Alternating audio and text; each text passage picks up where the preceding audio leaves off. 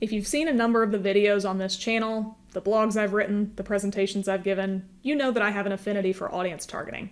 I love how we can make sure that we're segmenting just the right users to get them the right message, to make sure they're engaging with our brands in ways that make sense.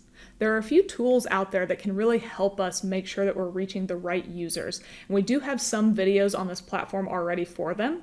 You can check out the Facebook Ads Audience Insights tool video here, which allows us to make sure we're reaching the right users based on how they've engaged with our page, other people's pages, or different brands on Facebook. There's also a LinkedIn website demographic version that can help us make sure that we're trying to target right users based on how they've engaged with our website, what their job seniority is, so on and so forth.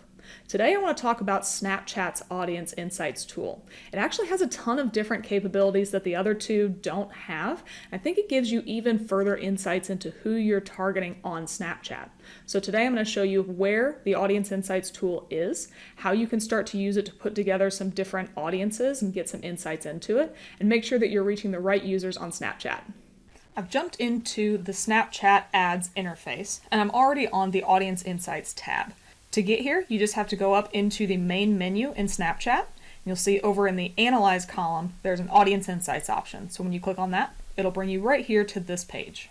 If you've utilized either the Facebook or LinkedIn Audience Insights tools that I referenced in the intro of this video, most of this will probably feel relatively similar. A lot of the functionality is going to be pretty much the same. But if you haven't used those before, overall, this is a relatively easy tool to use, and you get immediate feedback on what's going on. So the two major categories here can be defined by these two light gray, kind of medium gray headers. So define audience and audience insights. Effectively, everything in this column on the left is where we're going to tell Snapchat which audience we want to gain insights for, and then everything on the right are going to be those insights based on the audience we set up. So what I'm going to do is go through the different areas where we can customize the audience on the left first, and then we'll put in an example audience and then look at all of the insights that we can find out about it off to the right. So the first thing we can do is choose which locations we want to have selected in here. And there are a lot of different ways you can adjust the locations. You can see here you can use target locations on a map.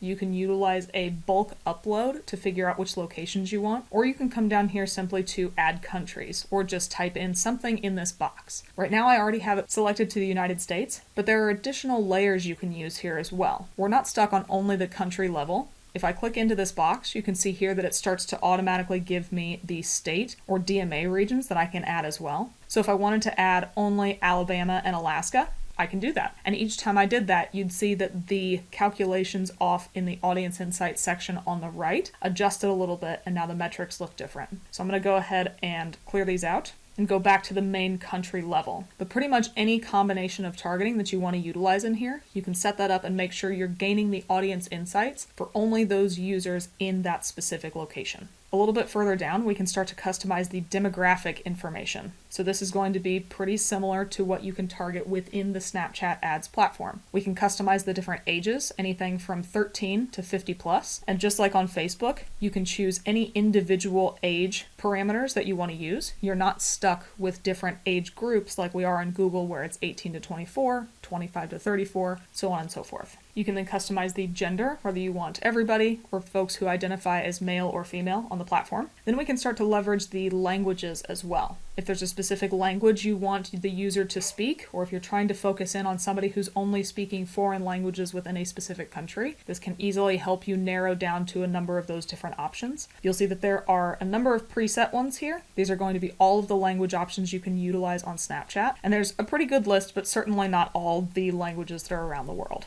Next, we can lean into some of the advanced demographics in Snapchat. And if we hover over this, you can see that it is reach Snapchatters based on their education, income, language, and marital and parental status.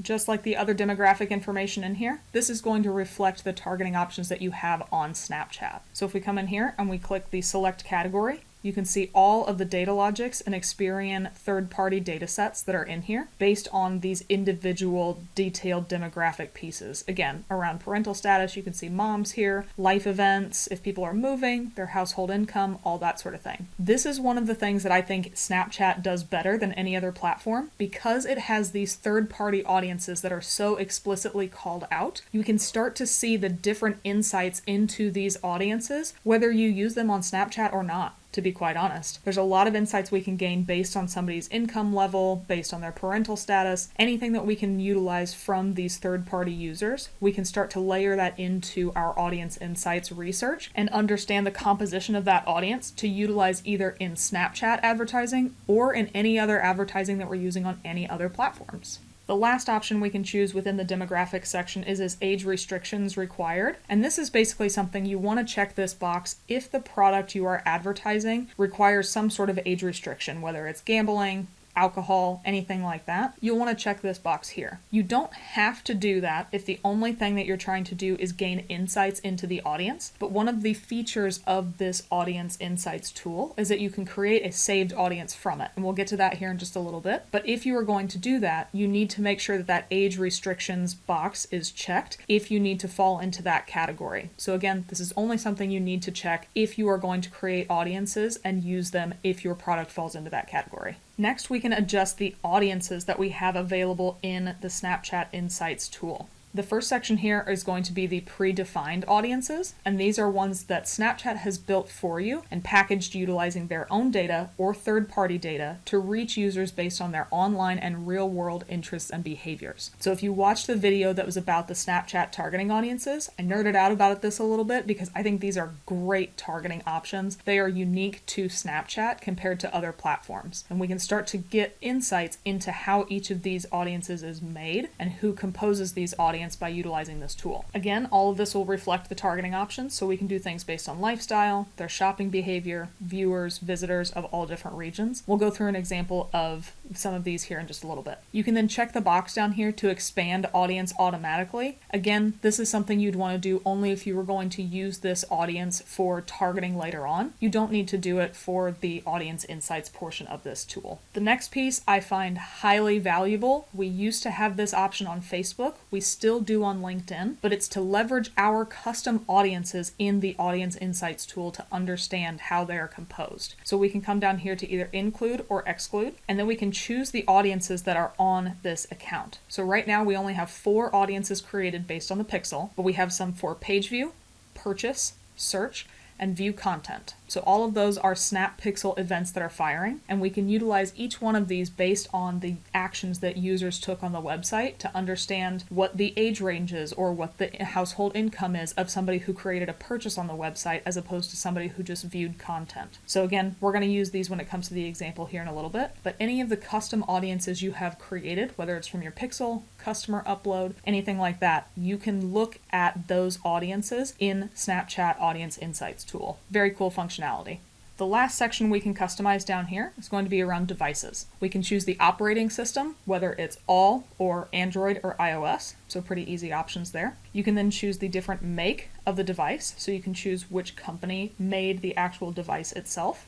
That group I think is pretty self-explanatory. And then you can choose the connection type that somebody has, whether they're accessing Snapchat anywhere or when they're only on their cellular network or a Wi-Fi network. And then lastly, we can choose whichever cellular carriers we want, depending on if you need to reach somebody who only uses AT&T or Verizon or T-Mobile, whatever it is. We have all of these different phone providers throughout the world that you can choose to focus on to make sure that you're reaching the right users across the platform. So now that we've gone through all of the different audience layers we can utilize, let's start to look at the insights we'll gain through this Audience Insights tool. I'm going to scroll all the way back to the top, and here you'll see there are 4 main categories. There's going to be demographics, locations, interests, and devices. They're going to be all different tabs, and each one of these is going to show you different information about the target audience that you're trying to go after. The way that you read this tool is to say the audience that you've created is going to be any of the data marks in yellow. So this is this new saved audience. It doesn't have a name yet, but this is the audience we've created. And then anything over here off to the right is going to be effectively the entire book of users within that specific region on Snapchat. So right now we're targeting only the United States. So everything with a gray bar, or kind of the other bar, if you will, the not yellow one, is going to be the default audience for that location. So as you can see here, if I scroll down a little bit, this age and gender box is going to show you the difference between our new audience and then the default audience on Snapchat. Since we haven't customized the new saved audience off to the left,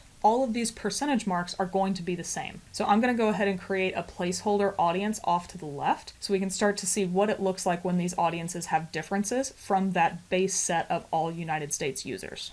Okay, so walking you through this really quickly just so you can see what I did. The only things that I did is I adjusted the demographics to be basically anybody who's 25 years or older. I added in that they need to have 100,000 plus in income based on this Datalogix third-party list. And then I also said that they needed to be included in our page view pixel fires, and they need to be using iOS. I added in a number of different versions that we have here. You can see when I said that I wanted it to be iOS, we do have the ability to change the OS version. You can set either a minimum or a maximum based on how you want to narrow down. But for my purposes right now, I really just wanted to create an audience that is different from the base user set within the United States. So here we can start to see where those differences are. So now the gender breakdowns are going to be a bit different. You can see that the new audience I've created has skewed more heavily female. And if we scroll down a little bit, you can also see that because I targeted everybody who's 25 plus, there's basically no representation in the 13 to 17, 18 to 20, and 21 to 24 age range. And then if we skew a little bit over, obviously, we have a much greater percentage of users in that 25 to 34 and 35 plus category because those are the only ones we're targeting. But overall, these are pretty easy charts to understand. It's when we get down a little bit further that we want to do a little bit more customization. So here, next thing we can see in the demographic section is going to be the language. 100% of the people in our audience, their primary language for Snapchat is English, whereas over the course of the United States, 98% of them are utilizing Snapchat in English. But we can start to also see some household income differences because, again, I layered this in. So we have no representation from anywhere from $100,000 and lower, but we have a pretty high percentage in that 100 to 250K range. And then we've got a couple others a little bit further over. So we've got a much greater representation there. And one thing to note is that this household income is based on this breakdown over here of Datalogix. That's that third-party provider, and that's the one that I chose for my audience breakdown. But if you'll remember from the Snapchat targeting options video, there's also an Experian household income list. So if I come up to this drop down, I can choose the Experian lists, and now it's going to show us even further breakdowns of how the audience we just chose matches to the Experian audiences. Here you'll see that it's not so explicit that anybody under the $100,000 income level is going to be missing, because this is based on a different third-party provider. So some of the folks that Datalogix has decided make over $100,000, Experian disagrees, and it says that some of them make between $1,000 and $25,000. So there's a number of different ways that you can review this, but here this is a pretty easy way to see how your audience compares to a different group for this household income section. Lastly, for this demographics tab, we can start to look at advanced demographics, and these are going to be also based on the Datalogix and Experian lists that we have. So if we open this up, you can read these pretty similar, even if the visuals look a little bit different. So we can see that it's based on married people. Our list has 72% of users are married, whereas overall in the United States, 42% of users are married. Same thing with parents. We have a much higher composition of parents, small business employers, small business decision makers. And you'll notice one of the things that I said here about composition is important, because this drop down up here says that sort by composition. So that means that we're going to show the greatest percentage for the yellow audience in a descending fashion over here. So we've got 72, then 63, 62, so on and so forth. But there's also a number over here that shows you effectively the affinity that your targeting has. These up here are anything from 3.9 to 3.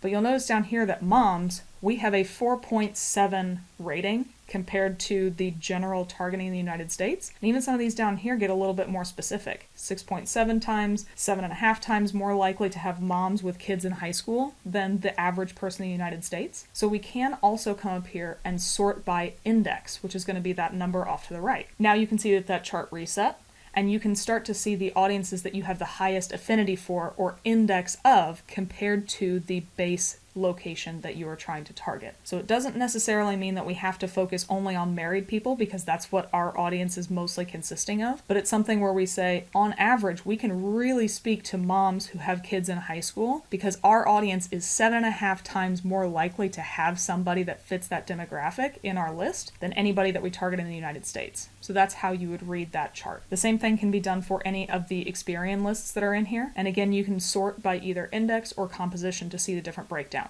So I'm going to close this up. We're going to go over to the next tab in the Audience Insights tool. That's going to be locations. This one's pretty self-explanatory. There are really only 2 layers that we can see in here.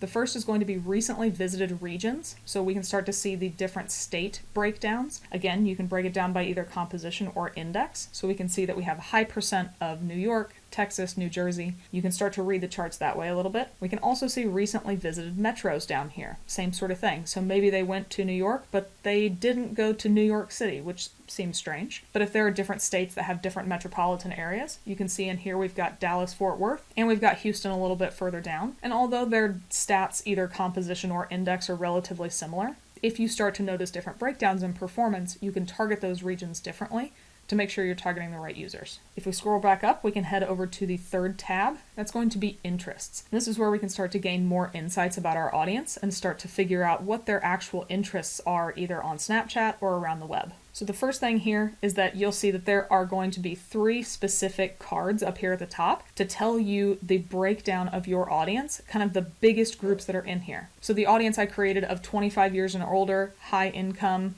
iOS users, we have 87% of them are sports fans, 55% are money minders, and 39% are social drinkers. But that's just the tip of the iceberg when it comes down to it. We can scroll down and we'll see different breakdowns around the different interests, just like we did on the previous tabs. So if we open this up, we can start to see Snapchat lifestyle categories. So here's where we'll see those high composition lists that we saw up at the top. So sports fans, money minders, and social drinkers. But I think we know that those are really high level. We can also break these down further if there are subcategories. So here we can not only see sports fans, we can see that American football fans, basketball fans, golfers.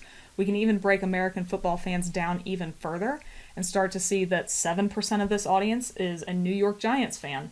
7% is Dallas Cowboys fan. We can start to really break these down into all of the different targeting options that are available on Snapchat. So anything that we talked about in the previous targeting video, we can look into those audiences in here and start to understand how those audiences are composed and how we can leverage them in our advertising strategies. I won't go too further much into other examples because they're all pretty much the same, but the same sort of thing can be said for visitors. If they visited a certain retail store, they go to a grocery store, they go to Kroger on a higher percent than they go to Safeway stores. All of these different types of insights you can gain just from creating an audience and then breaking down the different interests that we have in here. The last segment that we can look at is going to be around devices. So this one's going to be pretty limited because I already focused this onto iOS users. But here you can see the first thing we're going to see is the breakdown between which platform people use, whether it's iOS or Android. We can then break down the individual devices that people are using. And we can see that more often than not, people are using an iPhone 11. We've got iPhone 11 Pro Max, XR, a 12,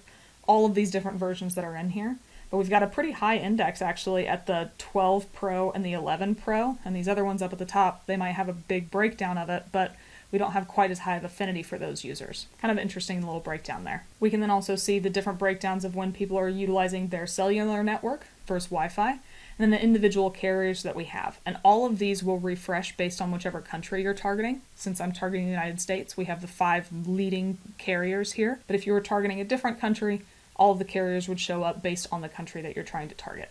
As I said earlier, the other functionality within this Audience Insights tool is to then save the audience to utilize in your targeting. So if we want to come up here, we can click Save. You'll then see that we can give it a name, a description, and it'll give you an overview of the audience that we chose to have in here that we're saving. This would then show up in your audience manager in Snapchat. I'm not going to save this for right now, so I'll just click cancel. But if you did save this audience and then you wanted to go find it, you could come up here into the main menu again and go to audiences, and it would show up right in that list of all of the other audiences in the audience manager. Overall, the Snapchat Audience Insights tool works very similar to some of the other platforms, but it has a lot of the functionality that Facebook, for example, used to have and is now getting rid of. I love the idea of utilizing Snapchat to upload your current customer lists, utilize website retargeting audiences to get an understanding of how your audiences break down in terms of demographics, the different interests they have, the devices they're using, get any sort of insight into household income, whether it's from one of the third-party providers or the other, and start to utilize that, again, not only in your Snapchat ads where it can be highly valuable, but also taking those learnings and applying them to other platforms so that you know, on average, the users in this CRM list that I've uploaded to all these other platforms